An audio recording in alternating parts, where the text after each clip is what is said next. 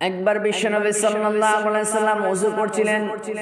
ওযু করার পানি নিয়ে সাহাবীরা মুখে দিতে লাগলেন, গায়ে দিতে লাগলেন, মাথায় দিতে লাগলেন। বিশ্বনবী সাল্লাল্লাহু আলাইহি সাল্লাম বললেন, আমার সাহাবীরা তোমরা এমন করো কেন?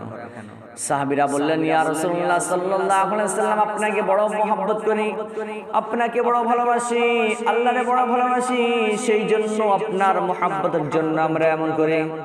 বিশ্বনবী সাল্লাল্লাহু আলাইহি সাল্লাম বলেন, শোনো শোনো শোনো, তোমরা কি জানো আল্লাহ পাক রব্বুল আলামিন কি কাজ করলে বেশি সন্তুষ্ট হয়? তোমরা যদি আল্লাহ এবং তার রাসূলকে যদি তোমরা সন্তুষ্ট যদি তোমরা করতে চাও, তাহলে তোমরা তিনটি কাজ করো। এক নম্বর কাজ হচ্ছে, তোমরা যখন বলবে তখন তোমরা সত্য কথা বলো। দুই নম্বর কাজ হচ্ছে, কোনো মানুষ যখন তোমাদের কাছে যখন কোনো আমানত রাখবে তখন তোমরা আমানতটাকে আদায় করো।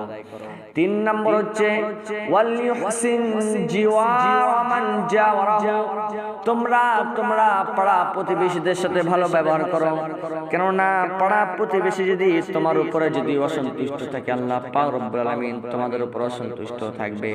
আর পাড়া প্রতিবেশী যদি তোমাদের উপরে যদি সন্তুষ্ট যদি থাকে, তাহলে আল্লাহ পাক রব্বুল আলামিন তোমাদের উপরে সন্তুষ্ট থাকবে।